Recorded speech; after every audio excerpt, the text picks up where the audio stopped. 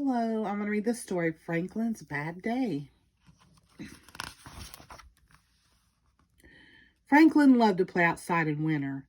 He could skate forward and backward. He liked to catch snowflakes on his tongue and make angels in the snow. But today was different. Franklin was having a very bad day.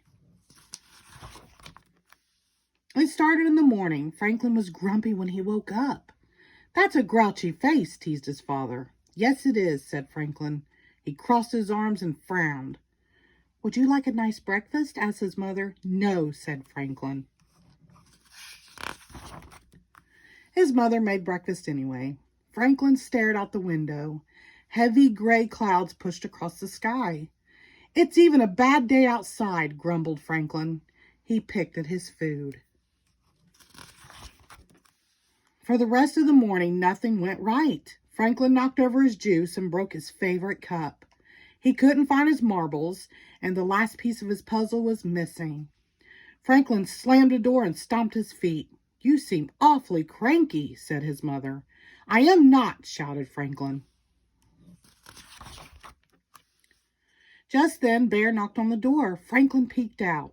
"Do you want to make a snowman or ride on my sled?" asked Bear. Franklin sighed. "I don't want to do anything." "Please," Bear said. "Fresh air will do you good," said his parents. "Out you go with Bear." They handed Franklin his hat and mittens. Franklin pouted as he bundled up and went outside. The two friends walked along the path near Otter's house. "Let's ask Otter to come," said Bear. Franklin gave Bear a puzzled look. "Oh, I forgot," said Bear sadly. "Otter moved away yesterday." They didn't talk all the way to the hill. Franklin kneeled at the front of the sled and Bear sat behind him. Bear gave a push. "Let's go," he shouted. The sled glided halfway down the slope and then it stopped. They had landed on a bear patch. "Oh no," wailed Franklin. "What a terrible day." The hill was no fun, so Beaver suggested they go to the pond. When they arrived, the pond was roped off. "No skating today," warned Mr. Mole. "The ice is thin." Franklin lost his temper. "This is my worstest day ever." "There's no such word as worstest," said Beaver. "There is for me," said Franklin. "I'm leaving." Franklin stormed home. He threw his skates and his slushy, mushy mittens on the floor. "Please pick up your things," said his mother. "No," he yelled. Franklin was sent to his room. Franklin was so furious that he kicked his castle. His father came running when he heard the crash. "What's going on in here?" Franklin lay on the floor and cried. "Don't worry," said his father. "You can build the castle again." "But I made that castle with Otter, and she's not here anymore," sobbed Franklin. "Oh, now I understand," said Franklin's father. "You're mad and sad because your friend moved away."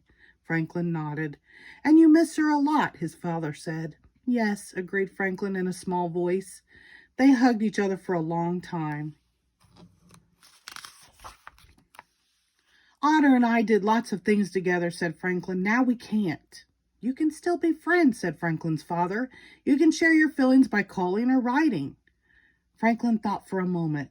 "Do we have a big envelope and some stamps?" he asked.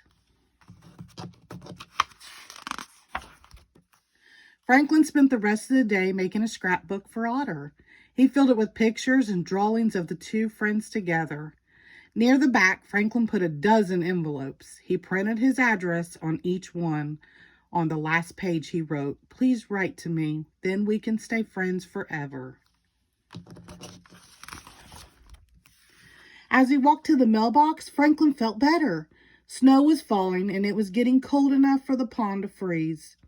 Franklin had a feeling that tomorrow would be a good day. The end. Thank you.